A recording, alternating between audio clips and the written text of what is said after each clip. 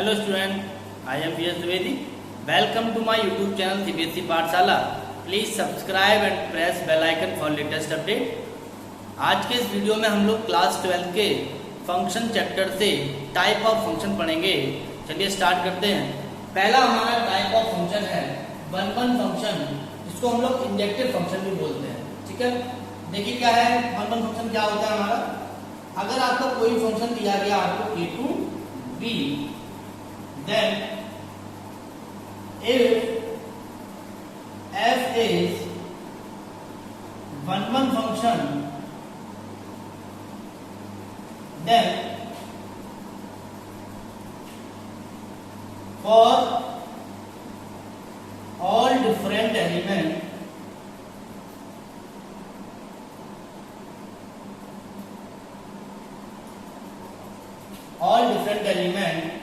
in set A have different image in set B. ठीक है, देखते जरा इसको बहुत सिंपल तरीके से. मान लीजिए आपको एक सेट दिया गया है A और एक सेट आपको दिया गया है B. ठीक है, इसमें कुछ आपको एलिमेंट दिए मैंने x1, x2, x3, x4. इसमें 4 एलिमेंट आपको दिए गए हैं. इसमें कुछ एलिमेंट आपको मैंने दिए हैं y1, y2, y3, y4 and y5. तो डेफिनेशन के अकॉर्डिंग क्या है कि सेट A के जितने भी डिफरेंट एलिमेंट हैं उनकी डिफरेंट इमेज होनी चाहिए. यानी x1 की आपकी इमेज है, x2 की इमेज है, x3 की इमेज है और x4 की इमेज है. तो सभी की जो इमेज है वो आपकी डिफरेंट होनी चाहिए. यहाँ पर अगर fx1 की इमेज की बात करें तो आपको y2 मिलेगी, fx2 की आपकी अगर बात करेंगे तो y1, अगर आप fx3 की बात करेंगे तो आपको fx3 की आपको मिलेगी y3 और fx4 की अगर हम बात करें यहाँ पर तो इसकी जो आपको इमेज मिल रही है वो y4 मिल रही है. क्या डेफिनेशन है सिंपल. वन की डेफिनेशन होती है कि for all element in set A have different image in set B. जैसे अगर हम लोग यहाँ पर एक एग्जांपल लेते हैं, मैंने एक सेट लिया हुआ है, ए बी सी डी के 4 एलिमेंट हैं और एक सेट मैंने बी लिया हुआ है. इसमें एलिमेंट आपको कुछ दिए गए X Y Z W U. ठीक है, मैंने बोला ए की इमेज आपकी एक्स है, बी की इमेज आपकी एक्स है, सी की इमेज आपकी वाई है, डी की इमेज आपकी जेड. तो मैंने यहाँ पर एक बात देखी यहाँ पर कि जो ए आपका है इसकी डिफरेंट इमेज नहीं है. अगर हम लोग यहाँ पर एफ ए की बात करेंगे यहाँ पर तो आपको x मिलेगी और b की भी जो इमेज है वो भी आप y मिलेगी. ठीक है, तो यहाँ पर क्या होगा, अगर दो डिफरेंट एलिमेंट है तो उनकी इमेज डिफरेंट होनी चाहिए. बट यहाँ पर ऐसा नहीं हो रहा है. यहाँ पर क्या हो रहा है, a और b दोनों की इमेज जो है वो सेम है. ठीक है, यहाँ पर f a की जो इमेज है वो भी x है और b की इमेज है वो भी x है. तो यहाँ पर अगर देखें तो ये हमारा वन फंक्शन नहीं होगा. Not a one function. और एग्जाम्पल अगर ये देखा जाए हमारा तो ये आपका वन फंक्शन का एग्जाम्पल हो जाएगा इज वन फंक्शन. ठीक है, जरा देखते हैं कौन कौन से मेथड्स हम लोग यहाँ पर वन को चेक करने के लिए अप्लाई कर सकते हैं.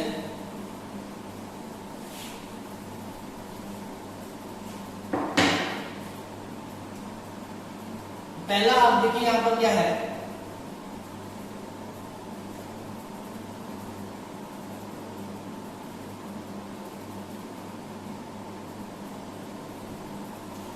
Method for testing one. इसमें हमारा जो पहला आपका तरीका होता है उसको हम लोग एनालिटिकली प्रूफ कर सकते हैं. एल्जेब्रिकली इसको अगर मैं प्रूफ करना है तो हम कैसे प्रूफ करेंगे. अगर आपको एक फंक्शन दिया गया f a to b is one function, then let x1, x2 belongs to set A. मैंने सेट A से दो डिफरेंट एलिमेंट लिए x1, x2.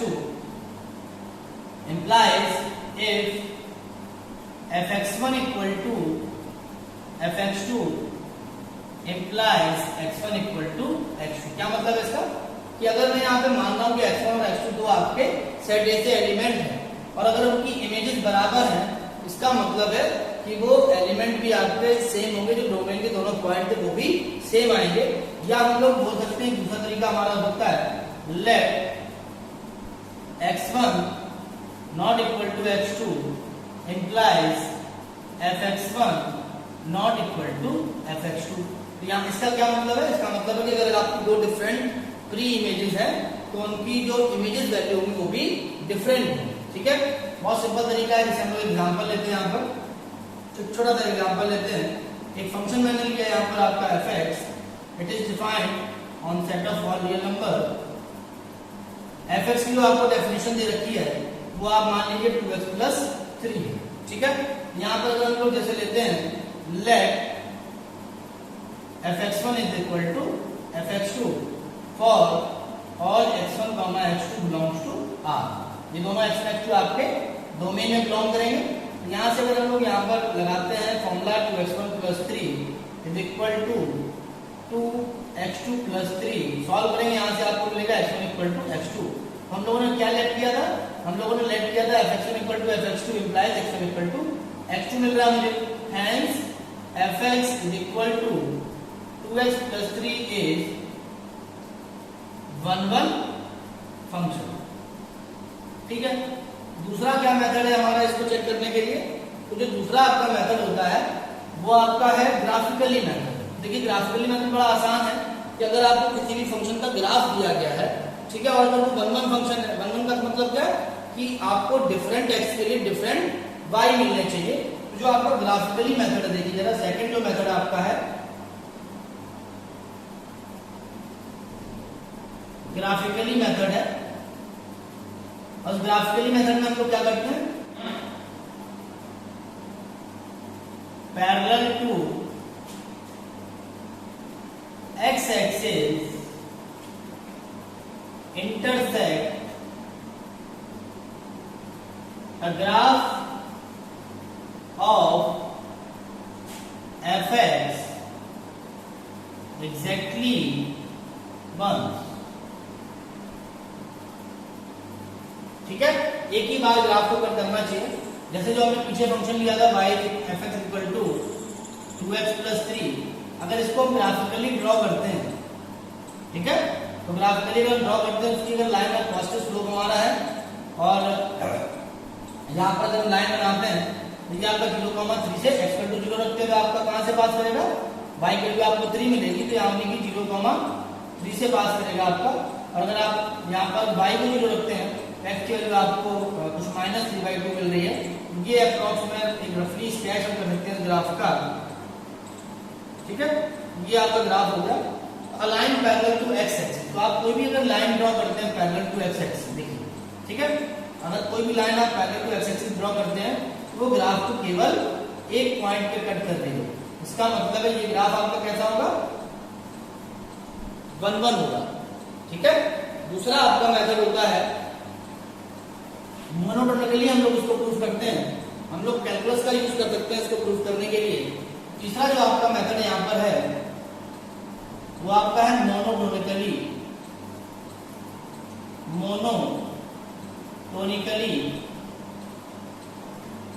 ठीक है, देखिए अगर आपका कोई भी फंक्शन fx 1 फंक्शन होगा तो वो अपनी ओवरऑल डोमेन में या तो ऑलवेज इंक्रीजिंग होगा या ऑलवेज डिक्रीजिंग होगा। ठीक है, a function fx is monotonic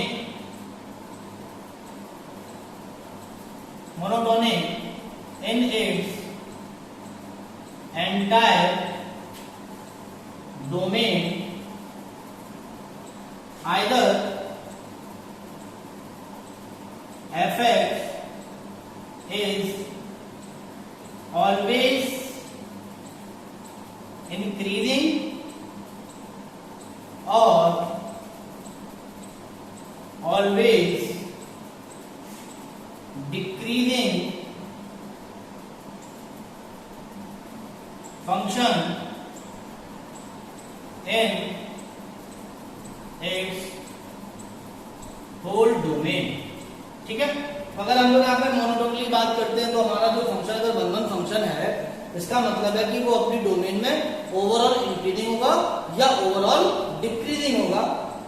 जैसे यहाँ पर इसकी कंडीशन हमारे पास क्या होती है, अगर आपको कोई फंक्शन दिया गया y equal to F X, तो वहां पर क्या होगा, either if F X is 1 1 और injected in domain df implies dy by dx is greater than 0 for all x belongs to domain of function, or dy by dx is always less than equal to 0 for all x belongs to domain of function। या तो function का differentiation आपका हमेशा क्या होगा, सभी अपने domain के लिए ग्रेटर देन 0 होगा या लेस देन 0 होगा। अगर हमारा dy by dx greater than 0 होता है, इसका मतलब है फंक्शन ऑलवेज इंक्रीजिंग है, और अगर dy by dx आपका लेस देन 0 होगा, इसका मतलब फंक्शन हमारा ऑलवेज डिक्रीजिंग है। देख लेते हैं एग्जांपल यहाँ पर हम लोग, मैंने सपोज एक फंक्शन लिया fx is equal to 2x plus 3, ठीक है। इसकी अगर डोमेन की बात करेंगे तो इसकी डोमेन क्या हो जाएगी, all x belongs to r। अगर इसका हम डिफरेंशिएशन निकालते हैं f x, ये आपका 2 आएगा, 2 मतलब ये ग्रेटर देन आपका 0 है।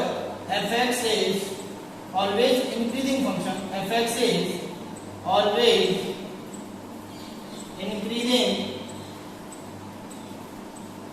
for all x belongs to r, hence fx is 1 1 function. Clear है। अगर इसी तरह से हम दूसरा एग्जांपल लेते हैं, मैं यहाँ पे लिख दे रहा हूं, अगर मैंने एक एग्जांपल लिया सपोज यहीं पर y is equal to minus 3x plus 4, ठीक है। इसकी अगर डोमेन होगी तो वो भी आपकी x बिलोंग्स टू r होगी। अगर इसका हम डिफरेंशिएशन निकालते हैं dy by dx, तो ये आपको मिलेगा -3 which is less than 0 for all x belongs to r।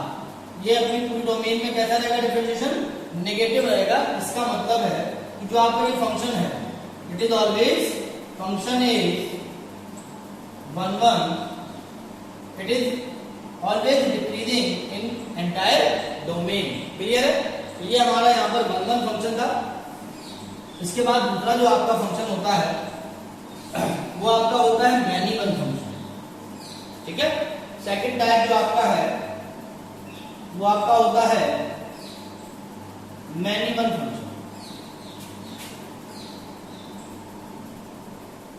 देखिए मैनी वन फंक्शन सिंपल क्या है, जो फंक्शन आपके 1 1 नहीं होंगे तो वो आपके फंक्शन मैनी वन फंक्शन होते हैं, ठीक है। अगर कोई भी फंक्शन आपका a to b many one function होगा, 2 और more element in set A have same image. Many one function के केस में क्या होगा कि अगर आपका कोई फंक्शन है if f a to b is many one function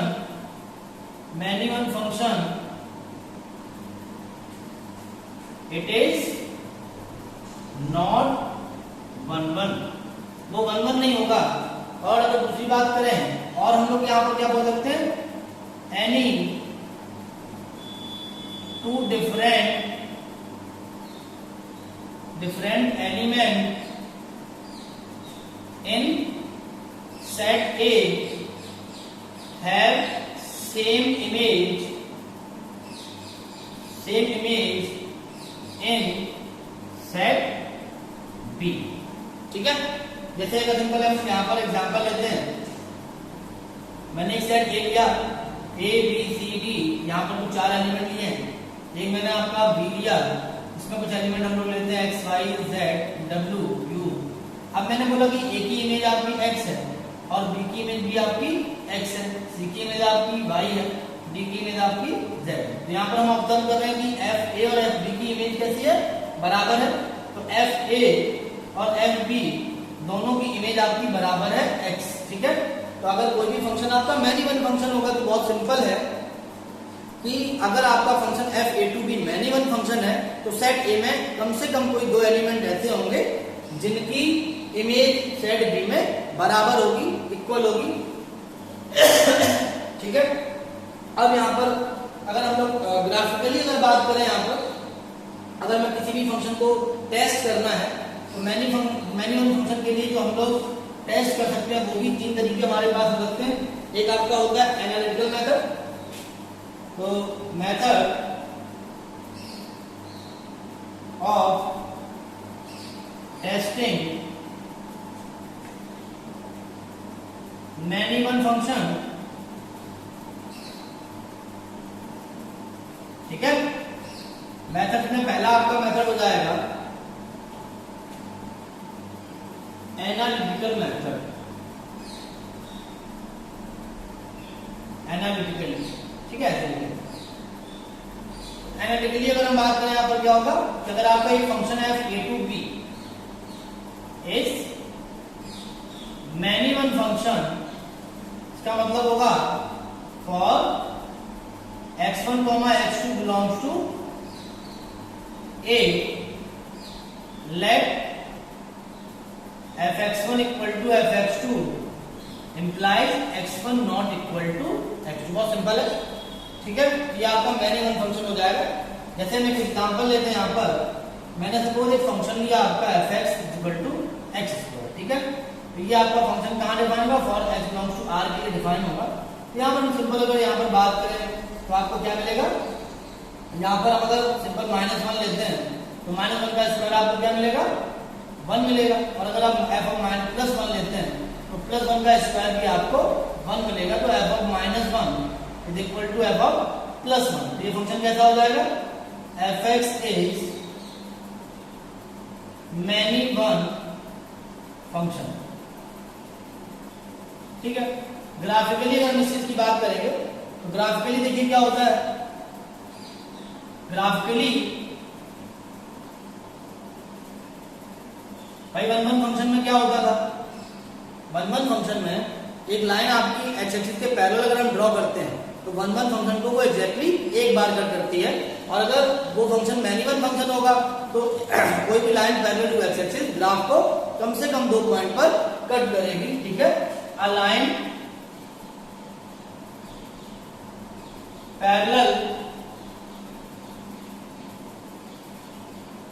parallel to X axis cut the graph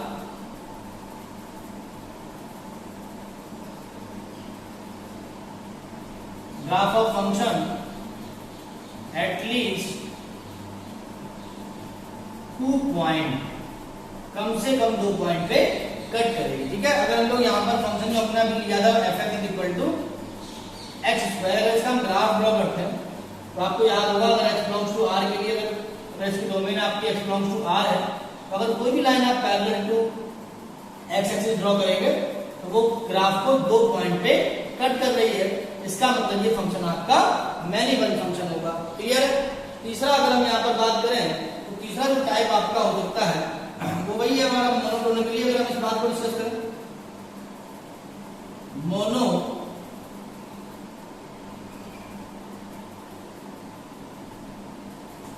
if fx is neither increasing or decreasing, neither increasing or decreasing function in its domain, then fx is many one function, ठीक है। जरा इसको देखते हैं, example लेते हैं इस चीज का हम लोग। अगर कोई भी हमने एक फंक्शन लिया, यही क्वेश्चन ले लेते हैं हम लोग। यहाँ पर मान लो मैंने फंक्शन दिया हुआ है आपका f इक्वल टू x², ठीक है। इसकी डोमेन क्या होती है, x बिलोंग्स टू r होती है। तो इसके लिए जो कंडीशन आपकी होगी वो क्या होगी, dy/dx इसका होगा वो अपने डोमेन में कुछ इंटरवल के लिए कैसा होगा, ग्रेटर देन 0 होगा, और कुछ इंटरवल के लिए कैसा होगा, लेस देन 0 होगा। जैसे यहाँ पर हम लोग यहाँ पर f' निकालते हैं तो f' आपका कितना आएगा, 2x है, ठीक है। 2x आएगा। तो f डैश x की हम बात करें यहाँ पर, तो आपका जो f डैश x है ये ग्रेटर देन 0 होगा for all x greater than 0 के लिए, और जो f डैश x आपका होगा वो लेस देन 0 होगा for all x less than, ठीक है। तो यहाँ पर अगर हम बात करेंगे जो फंक्शन मैंने लिया है f equal to x square, अगर मैंने इसका डिफरेंशिएशन किया तो क्या मिला आपको 2x मिला, और अगर आप x की वैल्यू नेगेटिव लेते हैं तो जो आपका f डैश x है वो आपका कैसा आएगा, नेगेटिव आएगा। इसका मतलब फंक्शन कैसा होगा, डिक्रीजिंग होगा। और जब हम लोग x की वैल्यू पॉजिटिव लेंगे तो f डैश x आपका कैसा होगा, f डैश x आपका ग्रेटर देन 0 होगा यानी पॉजिटिव होगा, तो फंक्शन आपका इंक्रीजिंग होगा। जब किसी डोमेन में, जब कोई फंक्शन अपनी डोमेन में इंक्रीजिंग और डिक्रीजिंग दोनों टेंडेंसी को कंटेन करता है, उस केस में ये फंक्शन आपका नाइदर इंक्रीजिंग नॉर डिक्रीजिंग बोला जाएगा। तो ये फंक्शन हमारा कैसा हो जाएगा, कैसा हो जाएगा, ये फंक्शन आपका हो जाएगा मैनिबल फंक्शन। ठीक है, देखिए यहाँ पर एक चीज देख लेते हैं कि टोटल नंबर ऑफ जो वन फंक्शन पढ़ा हम लोगों ने और जो मैनिबल फंक्शन हम लोगों ने पढ़ा है, अगर उसकी बात कर लेते हैं कि अगर आपको कोई भी फंक्शन दिया गया है if f a to b is one function, तो a to b हम लोग total number of one function कितने बना सकते हैं। ठीक है, यहाँ पर एक बात समझिए जरा, मैं छोटा सा एग्जांपल लेता हूं। मैंने सपोज आपका एक मैं 3 एलिमेंट मैंने लिए हुए हैं, ठीक है, और इसमें मैंने 3 एलिमेंट लिए हुए, इनको बदल देते हैं जरा x y z, ठीक है। ये मैंने सेट A लिया है, ये सेट मैंने B लिया है। एक दूसरा हम लोग यहाँ पर एग्जांपल लेते हैं, इसमें आपके एलिमेंट A B C है, यहाँ पर आपके x y z w है। और तीसरा केस हम लोग एक लेते हैं, यहाँ पर एक सेट A लिया मैंने और एक सेट मैंने B लिया, इसमें एलिमेंट आपके A B C है और इसमें एलिमेंट केवल आपके x और y, ठीक है। तो यहाँ पर देखिए जरा, मुझे वन फंक्शन टोटल बनाना है, क्लियर है। तो देखिए a को मैं x से रिलेट कर सकता हूँ, a को y से कर सकता हूँ, a को z से कर सकता हूँ। तो a को रिलेट करने के लिए मेरे पास टोटल नंबर ऑफ वेज कितने होंगे, 3, ठीक है। अब अगर मैंने यहाँ पर b के लिए बात की तो a किसी न किसी एक एलिमेंट से रिलेट हो चुका होगा। अब वन करना है तो इसलिए दूसरे एलिमेंट की इमेज सेम नहीं हो सकती। तो उस केस में अगर हम b के लिए बात करेंगे तो b के लिए एलिमेंट नंबर ऑफ एलिमेंट कितने पॉसिबल होंगे, तो b के लिए हमारे पास जो वैल्यू होंगी वो 2 होंगी। और जब बाद में c के लिए हम बात करेंगे तो c के लिए कोई एक वैल्यू बची होगी, एक वैल्यू हमारी a के साथ असाइन हो चुकी होगी, एक वैल्यू आपकी b के साथ असाइन हो चुकी होगी। तो c के लिए केवल हमारे पास एक वैल्यू ही बची होगी। टोटल हमारे पास नंबर ऑफ वेज जो आएंगे वो कितने आएंगे, 6, यानी कि 3 फैक्टोरियल। क्लियर है, जरा यहाँ पे बात कर लेते हैं। यहाँ पर क्या होगा कि हमारे पास अगर a को मुझे इंगेज करना है, a को वैल्यू असाइन कराने के लिए मेरे पास टोटल नंबर ऑफ वेज है वो 4 है, b को वैल्यू असाइन कराने के लिए 3 नंबर ऑफ वेज है और c को हम लोग असाइन करा सकते हैं 2 से। क्लियर है, यहाँ पर जो वैल्यू आपकी आ रही है अगर उसको हम लोग यहाँ पे ऑब्जर्व करें तो कितनी है, ये आपकी 4p1। 4p1 पता है कितना होता है, 4 factorial upon 4 minus 1 factorial. Clear है। अगर यहाँ पे हम लोग बात करें, हम a को वैल्यू असाइन कराएंगे तो मेरे पास कितनी 2 पॉसिबिलिटीज हैं। अब b के लिए मेरे पास कोई ऑप्शन एक बचा होगा। अगर मुझे फंक्शन को 1 रखना है तो उस केस में c के लिए c को असाइन कराने के लिए मेरे पास b में कोई भी डिफरेंट इमेज होगी नहीं। इसका मतलब यहाँ पर वन फंक्शन पॉसिबल नहीं है, वन फंक्शन नॉट पॉसिबल। तो यहां पर जरा छोटी सी बात ध्यान रखेंगे, अगर number of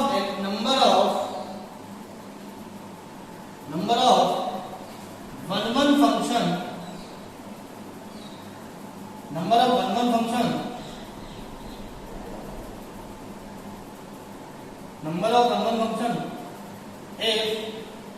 f a to b such that, मान लीजिए आपके a में जो एलिमेंट है, number of element in a ये मान लीजिए आपके m है और number of element in b अगर आपके पास n है। जरा बात समझिए इसी तरह से, इसी अप्रोच को आप फॉलो करिए जरा, कि अगर आपके पास एक सेट a है उसमें आपके पास m एलिमेंट है और आपके पास b सेट है उसमें आपके पास n एलिमेंट अगर है, तो वहां पर total number of one function कितने बनेंगे, ठीक है। देखिए जरा ध्यान से, अगर आपके पास जो सेकंड यहाँ पर देखिए क्या था, अगर बी में नंबर ऑफ एलिमेंट कम हो जाएंगे उस केस में 1 1 फंक्शन पॉसिबल नहीं है।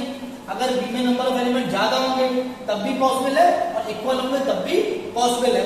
इस केस में अगर हम बात करें यहाँ पर तो n हमारा कैसा होना चाहिए, जो नंबर ऑफ बी में एलिमेंट है वो आपके नंबर ऑफ ए के एलिमेंट से ज्यादा होने चाहिए।